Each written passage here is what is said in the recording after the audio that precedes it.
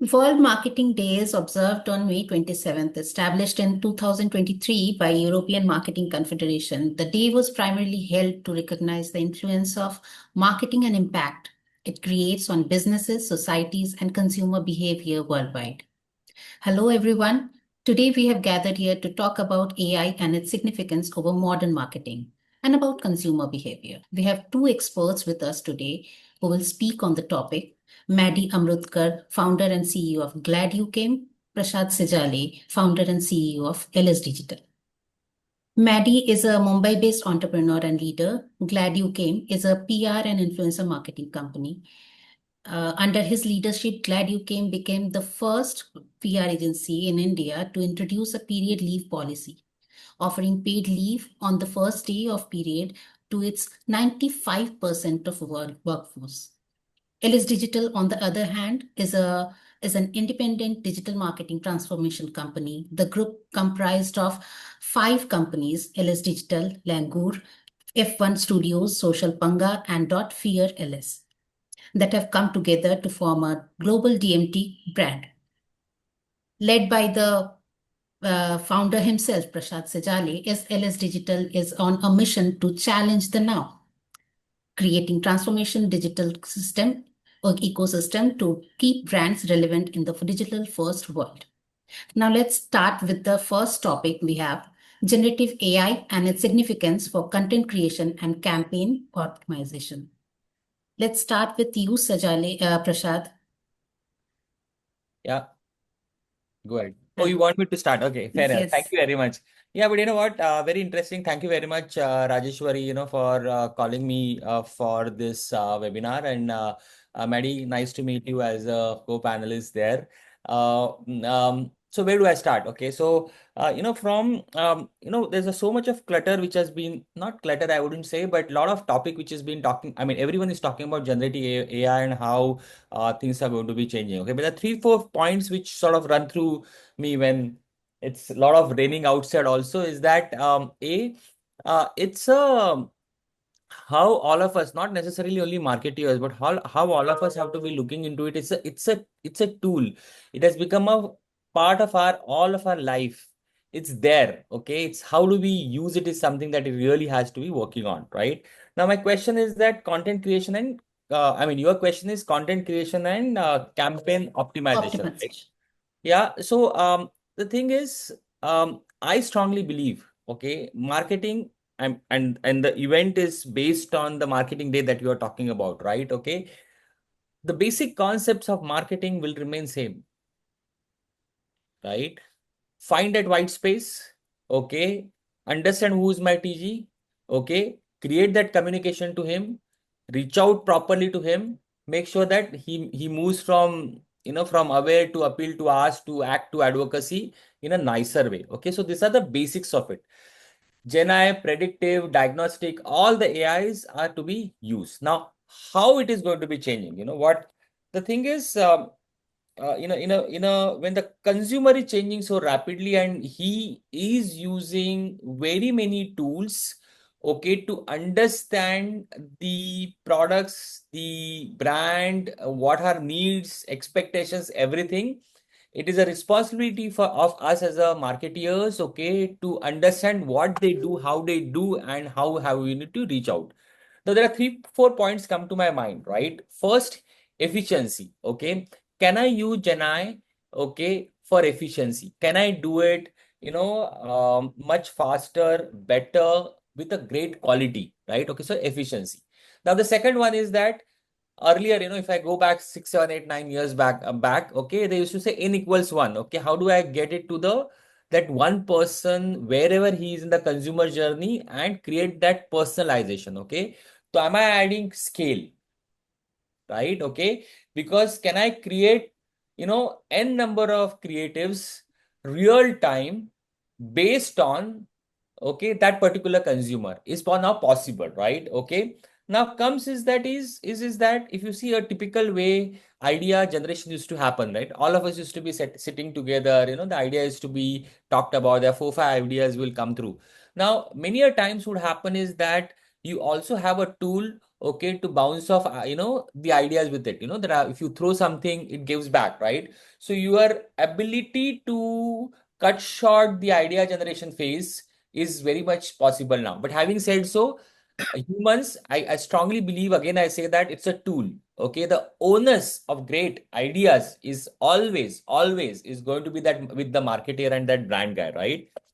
Then the next one, which is very interesting, is that why this is talking. This is not just about you created something and you throw into the market. But if you throw into the market, the amount of data you can actually pick it up, okay, and use that as a feedback, okay, from diagnostic to predictive is going to be the next frontier that we will talk about, right? Okay, so that's a third part of it. Okay, so I talk about efficiency scale. I talk about the idea generation help. Talk about more of a how do we create. The data part of it. And then the fourth one and the most important one is that it is definitely democratizing the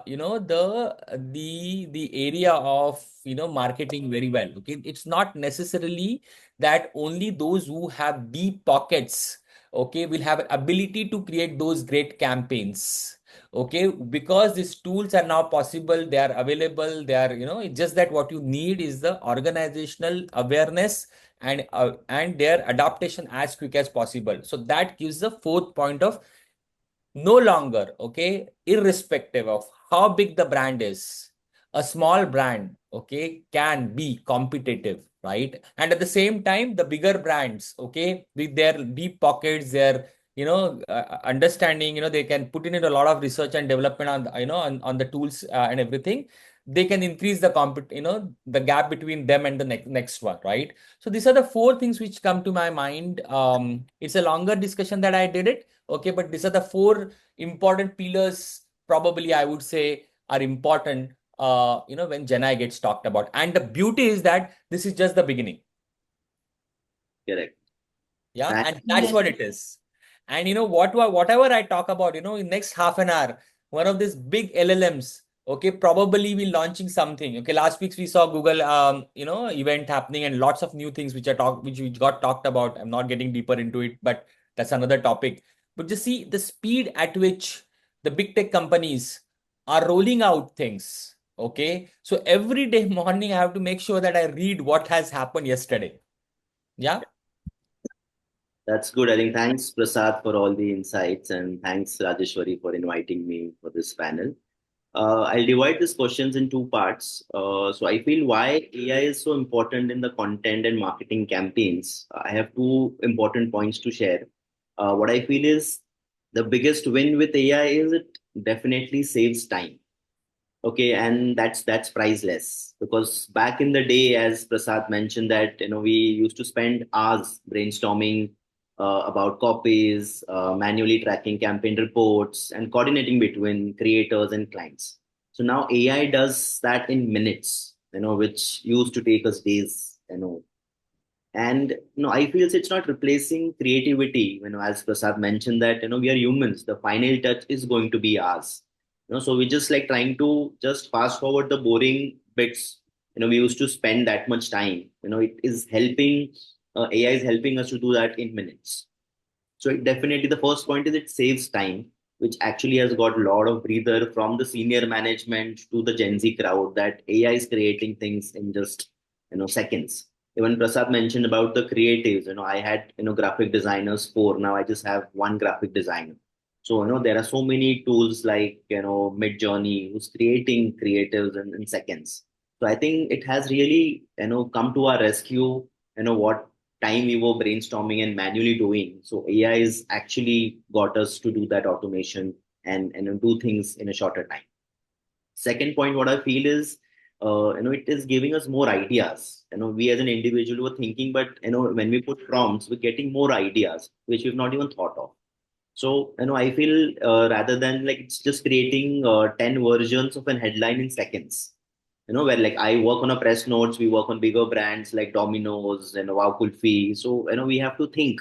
So I know where I put it in a chat GPT or any platform, we're getting things in minutes. So I think that is where it is helping. The second question is why it matters in modern marketing.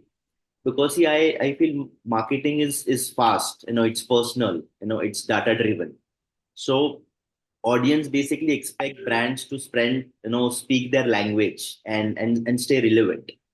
So, how AI is helping, in the modern marketing is, keep us with the speed and scale, because, we work with multiple brands, multiple platforms. So AI is helping us, speed and, work things on a quicker note. Second, I feel it is more personal. AI can tailor content based on, who we are targeting, whether it is a Gen Z or a millennial or a new parent. Okay, and the third part is, it is testing and, we are learning quickly. It helps marketers make smart decisions, by showing what's working and what's not working. So I think these are the parameters which I feel, it is helping, because, we are hiring a fresher who is coming with an AI. I just hired an intern from NM, and I've seen that, he's working on 4 tools on AI, which is helping my team make the PPTs faster. So definitely AI is actually working out for, I think, most of the industries. So I think, in a nutshell, AI is like having an assistant who's always ready with ideas, with drafts and insights. But the final voice still needs to be ours. So I think the key message, with this, I would like to say is that AI is not replacing creativity, but it is just amplifying it. Okay. Okay, I will come up with some Q questions after the dialogues. Our next topic is challenges in the marketing due to AI and technology's disruption. Okay, I'll take this up. Yes, please, Maddie. So I feel the challenges, of course, as we mentioned about how AI is helping us, of course, there are challenges, how it is helping. So I think the first part, what I feel is maybe a loss of human touch, because over reliance on AI may lead to a generic storytelling. But I feel still the emotion, if like a Mother's Day recently happened, so AI can give you a generic storytelling, but what emotion, we feel as an Indians or, abroad, there has to be an emotional touch. So I feel that is like a human touch which is missing.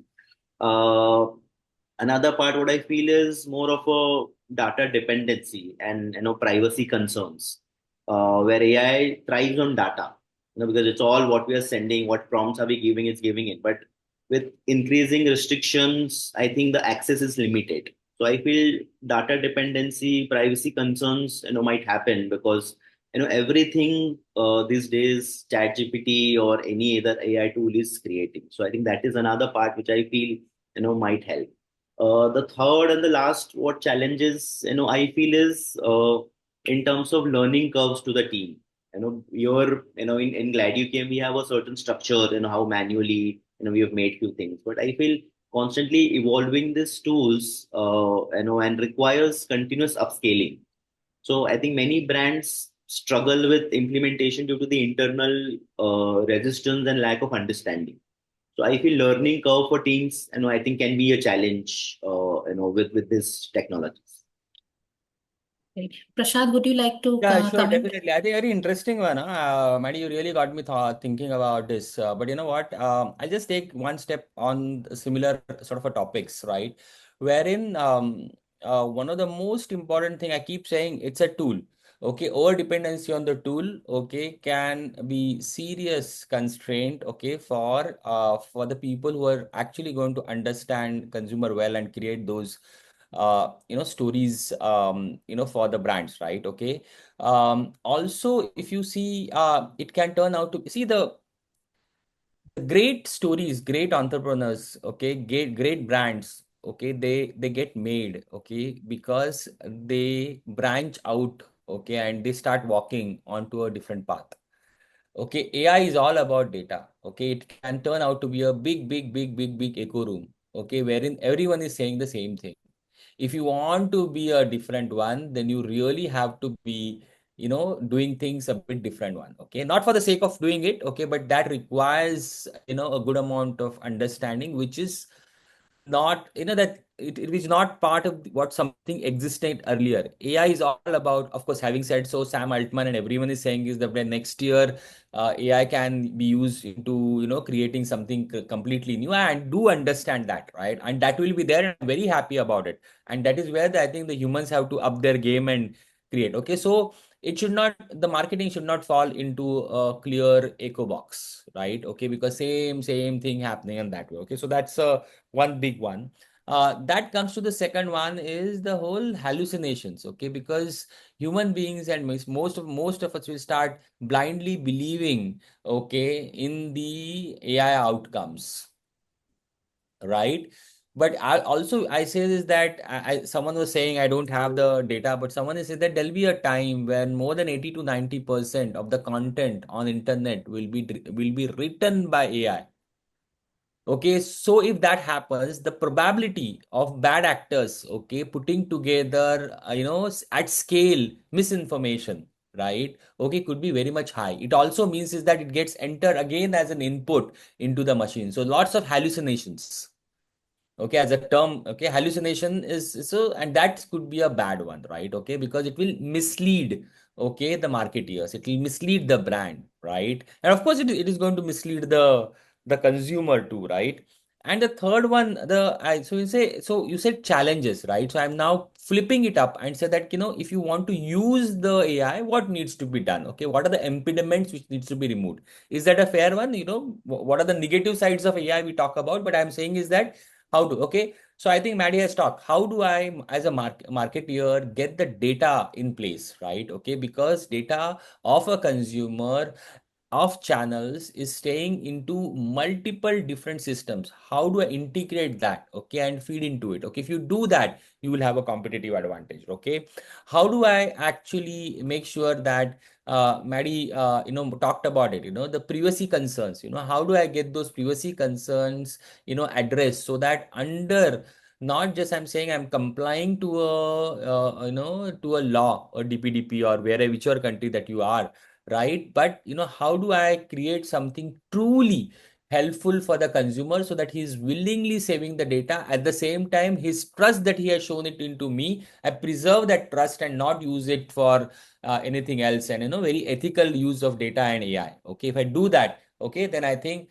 it will be, because the tomorrow's consumer, forget about my age consumers now. Okay, we maybe think very differently. Okay, we thought bigger, we thought larger, it's not n equals 1 that we thought about, the longer, larger, demographics and geography, lots of those cuts that we work onto it. But tomorrow's consumers who's going to get into the market, okay, they are driven more. Okay, they don't have specific love for a big is better, big brands. Okay, they get driven by purpose. They get driven by the love of the brand, or is it resonating with my thought process, right? And there are going to be so many, so many such segments which will get built onto it. And that's the reason I think, if the ability of the if the marketeer, okay, to get that understanding well using AI, then it could be a good one. Okay, so I talk about both, what are the negatives, at the same time what are the challenges which needs to be overcome, okay, so that AI can be used, okay, much effectively, much ethically, and much creatively. I think, yeah, just to add that, I think AI, as I mentioned about the emotion part, AI can write a poem, but it doesn't know your consumer emotions. So I think, that's how I think AI is helping. But of course, what are the challenges? You all need to be prepared. Okay. Okay. Moving on to the next topic, authenticity and transparency in brand storytelling. What consumers need now. Hmm. Maddie, you can take Maddie, that. please take that. Yeah, I think in brand storytelling, what I feel is, so we all are, see, modern consumers don't just buy products these days. They buy values behind them. Because it's like turning. Gen Zs are very smart these days. So they basically, like people over perfection. I've seen that because I work with a lot of fashion beauty brands. So I see today's consumers prefer brands, which show real stories, over polished or aspirational content. So what is real is, I think, will connect with the consumers, more easily. And I think there is a lot of influencer marketing shift also happening. If you see, there's growing preference of micro and a nano influencers who are more relatable and authentic. And where if you see big celebrity names, without context, no longer drive trust. That is what is changing. You have creators, who are mega creators charging like 15, 20 lakhs for a reel, and you see a celebrity is charging 8 to 10 lakhs, a good celebrity. So that is a shift in brand storytelling which is happening. Other one I feel is a lot of Gen Z expectations, because we have a huge percentage of Gen Zs here. So the generation expects like a lot of transparency, and in terms of what we say, they're very like have to be like they're very loyal to the brands. So like they can smell the things from miles away. Like brand storytelling from millennials or a Gen Z can smell it. So they have to eventually, the brands need to basically know what the consumers want. As I mentioned about Mother's Day, like last year we created a very emotional content with our team, which like made the employees cry. We got Times of India writing about us. So it is emotions what I think will sell. I see a lot of people go out on Mother's Day, take their parents, their mothers out. So I think a brand who's driving, emotional content and real content, I think eventually will help them to drive and go bigger to the next level. Prashad, would you like to? Very interesting. Today morning only in my gym, the gym trainer was telling me, and he said, and I just got he said that, ये IPL तो Gen Z का है. Okay, right? Okay, and I really, it just hit me. Okay, because they are not just now, it's they are in the mainstream, doing dominating, the game that we love. Okay, hopefully they will dominate the workplace. They will dominate very soon, and of course they'll be the next generation. We will replace them, and so on and so forth, right? So they are there, they are here. Okay, they have their wallets. They are going to buy now. Okay, but as rightly Maddie has talked about, um, you know, and I feel so, is the I think that trust is most critical for them, right? Purpose is most critical for them. Passion is most critical for them, right? Okay, so if you take care of that, okay, then I think they will be, and the type of storytelling that you will say, it cannot be superficial. Okay, it cannot, it just, you see, at the end of it, okay, there'll be only eight types of stories or nine types. I mean, you're all right about it, right? So there are only eight plots can happen, nine plots. Okay, उसके variations रहते हैं. How do you tell the story is going to be a different one. Okay, but it has to be genuine. It has to be trustworthy. The person who's going to tell it, okay, he has to mean it. Okay, because we as human beings understand ये fully, ये बराबर नहीं है, ये बराबर नहीं बात कर रहा है, right? So it is something which is the most critical for them. Secondly, is that how do I reach that? How does that story reach to the consumer well, right? Okay, it is no longer going to be a big media, working, and making big noise. Of course, it will work. I'm not saying it is not going to work. But the amount of micro segments, or amount of passion groups you have, if you are any one of the passion that you have, you are a runner, you are a whoever, a trekker, a cyclist, you are a pianist, you are, whoever it is. Okay, I'm quite sure you have those bunch of, WhatsApp groups, or those pages that you follow, and you're so close to it, right? Okay, and how do I as a brand, okay, really be relevant in the segments that you are, okay, those groups that you are, okay, and make sure that you get talked about in that group. Okay, there are so many. So I have my own passions, and that way, I'm a runner, I'm a whatever, right?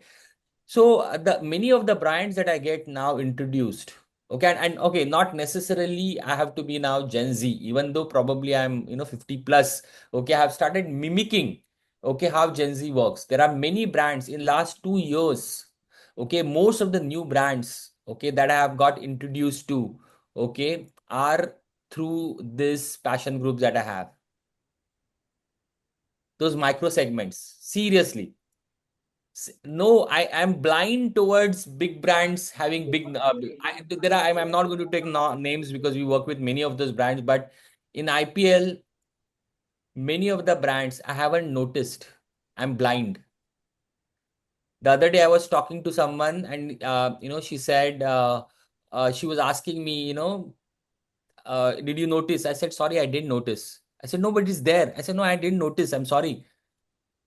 Okay, because I'm blind. Okay, so but if the brand is available in that small little, passion groups, okay, or the people that I trust, okay, suddenly it comes along with the trust. Okay, so one of the most, I think, just answered the question. I think trust, passion, and authenticity is something probably is going to be the most critical one. And how do I reach out is going to be very different. It cannot be one big. Uh, it will work. I'm quite sure. If you flip it and why it would work, I will have 10 reasons why it would work. But it has to be something which is conveys with the trust is something that I would look for, right? Correct. I think, yeah, I agree, Prasad. I think because see, I feel that content is king. Every other person is on Instagram these days. And I see if I just visited a restaurant last week, seeing a content of an influencer. So I felt, oh, nice ambience. I went, let's go there. So I feel that content is very, very important and how you're showing it, how emotionally you're connecting with the consumers. That's what I tell my team also, that content has to be relevant. And I think one more point I missed out in brand storytelling is what I feel is that behind the scenes sales. Like I do a lot of shoots with celebs, so like show the how the product is made. That the team looks like, because this is how whether it is an artisan or like what we did for Mother's Day. So if you show how the product is made, if it is a beauty product, how from scratch it is made, that's how for a Gen Z or a consumer will relate to it. How organic it is, how sustainable it is. So I feel that emotion plays a very key role in brand storytelling, because I feel the future for brand storytelling isn't scripted, but it's sincere. As Prasad mentioned, it has to be genuine. So I feel that I think every brand or every marketer should keep this in mind. Yeah, Maddie, I think what comes is the whole value chain. It's not the marketeer's job may end up probably, I'm just saying it, okay, just to get someone to buy that product or experience that service. But ultimately, what are the promises has been made? Okay, those have to be delivered also. Okay, right? Even if it is behind the scene or whatever, how it is made, but it has to be genuinely like that. Because if you it works both way. You promise something and delivery is not right, and you see it's fake. Trust me, Correct. the brand will be nowhere, okay? Because it will spread so rapidly, right? So promise what you are. If you are the most dirtiest brand, you say, I'm the worst brand you have, but I can give you the best price. Fair enough, okay? Be very open and say that this is what I am. Never ever sort of try to say that, okay, I am this, and if you are not that way, okay? So I think every brand manager, every founder, every entrepreneur has to say, ki, what is it that I stand for from end to end? If my Correct. delivery falters, okay, you are done with, right? Okay, so that's something. And another one, I think, from the storytelling is that I think vertical is going to be ruling it now, right? Okay, the we used to say search is important, right? I also say scroll is important now. Okay, scroll. I mean, my 87-year father is into scrolling, right? Okay, so many things he gets to know about. He also behaves like Gen Z now, right? The trust is so important because he used to earlier trust. That generation came from trusting everything. Now he has flipped it, and he doesn't trust anyone. I mean, what I'm saying is that in the internet, phone aa gaya, so he doesn't even take agar it is not a contact list one, because he knows his friends have got duped. So it's a flip, it's a they're homogeneous. Everyone is behaving like one, sort of from the behavior perspective. I'm not saying from the marketing, it is the personalization is going to be an important one, but that's what exactly I think would be a, sort of a future that way, right? And when I say future, it is next 6 months, maybe max. Things will change. No, I think I did one session on AI, I think a couple of months back. That person mentioned out of 5 jobs, 4 jobs will go if you are not an AI agent or an AI expert. So I think, for us also, like millennials, we need to like move fast because things are changing. Learning should never stop. I feel so. I think we need to upgrade. Because I also am trying to figure out some tools. I myself do it as a founder rather than getting my team to do it.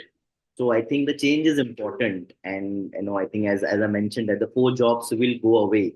If we don't move to an AI, we don't learn the tools. So I think because I also like I recently did a campaign where we encourage these influencers to do like post raw, unfiltered content rather than making edits and post it, and we got almost 3x the engagement on that post. So how much real are you? Is important because every brand is saying that we are sustainable, we are this, but how are you trying to generate the content? I think is important. Being realistic and being trustworthy is the brand's mantra, should be brand's mantra. I think you all are amplifying that. I have some questions. I have is AI disrupting this field for smaller brands also? Yeah, definitely. I think Yes, AI is for, disrupting everything. yeah, for everyone, I think the D2C brands are playing more bigger than that. I think I've seen brands in 2 years have become to the next level. I've seen so many brands coming to Shark Tank India. So I think, yeah, AI, that's what I'm saying. AI, But we that's a every positive one also, na, Maddie, because if you have if it adds to level playing field for everyone in a way, right? Okay, because disruption is not only the will benefit only the top ones, right? Okay, if you find a gap, the entry level brands, okay, could use it much faster, better, because they're supposed to be agile. Okay, they're supposed to be agile, right? Okay. So yeah, it's from content creation to storytelling to reach out to data analysis to predictive to diagnostic. Everything is going to be changing. Everything. The costs are going to be cheaper. It's going to be everything. The AI is going to be. It's just that the ability of the organizations to adopt to it much faster is the most biggest challenge that I see now. Okay, many of the organizations, okay, they have to convince now their people to get trained much faster and start using it. That's the only impediment. I would say the technology is almost 4 to 5 years ahead. We are not even scratching the we're just talking. Chat GPT came some 3 years back and we're talking about still, and getting stuck into LLMs. World has changed much ahead, much ahead. very It's true. just that ability of the people to, and there are multiple reasons. I think that could be another topic altogether, why and how and what needs to be done. But adaptability of the AI, the speed at which one has to do it as a corporate, it is still, they are much behind, much behind. I say so because we interact, we try to sort of, but lots of stuff. Yeah. No, okay. We are hearing a few companies have, there are some reports that they are replacing humans totally with the help of AI. They are working with the help of AI. So, do you think it's going somewhere that we can rely upon? No, so I didn't understand the question. Are you saying, is it okay, good or bad? What is What is your opinion? Is it good or bad, relying totally upon AI? us, no, the a human in the loop will happen, right? Okay, but okay, so there are two, let's slice two things. Ability of the AI, okay, to help the organization to get efficiency is something which is there. Okay, it will happen. Okay, most of the repetitive jobs, and forget about repetitive jobs, even some of the thinking jobs, okay, AI will take it. There is no doubt. Okay, it is not, and if the corporates who would not adopt to it, okay, they'll be dinosaur. Okay, so if they'll be, okay, they will definitely. Okay, so is it AI coming and should AI be used? Yes, of course, yes. Should it be used 10 times more? Yes, of course it should be, right? What are the effects of those? Okay, will people lose the jobs which otherwise could have been done better by the AI? Of course, yes. Okay, but then the employees have to be learning the new skills. Okay, prompt engineering, if you see a few years back, it was absolutely not there, right? Gone are the days a skill building and someone, sort of does 30, 40 years of profession in that is gone. Correct. Yes. It is gone. Please, it's gone. It's gone. At my age, probably the amount of things that I have to learn just to be they're standing. So anyone thinks they हो गया अभी, okay, मुझे ये आता है, they are gone, they are dead. Yes. Okay, but that is what humans are. We have evolved so fastly. It's just that the speed at which, but when I'm saying speed, okay, we have now tools available. Okay, as you say that, the first time probably, a person became from hunter-gatherer to, a farmer. It takes almost 3,000, 4,000 years, okay, to get that transition. Now the whole transition from usage of mobile to, what we are doing is 30, 40 years, and probably from LLM 3 years now. Okay, next thing will be 2 years, then the 1 year, then the 1 day and the half day and next hour. Okay, but that is how humans are going to be. How do they do it? Is that to use the tools. So the Great. question is, it coming? Yes. Should people be happy about it? Yes. Should people be sitting duck? No. Should people be actually working on to it, what's new and keep on learning? Yes. It is there is it's you have to use it to become more efficient so that you can use your non-office uh enjoyment, right? Okay.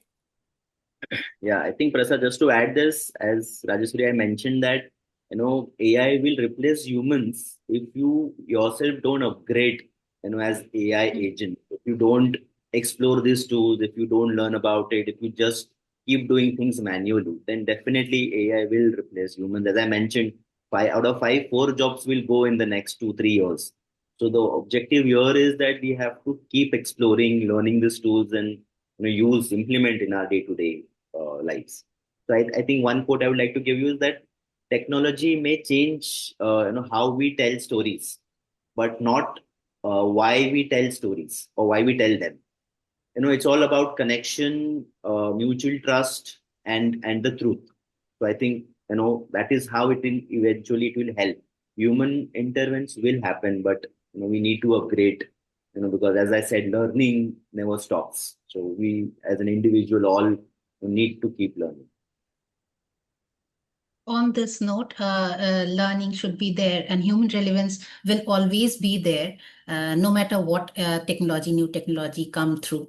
On this note, I will like to end this session. Thank you, Prashad. Thank you, Maddie, for your time. Thank you so much for your time and presence. Thank you for the inputs. Thank you. Thank you very much, Rajeshwari. Thank you, Maddie. It is a good starting of the week with something different.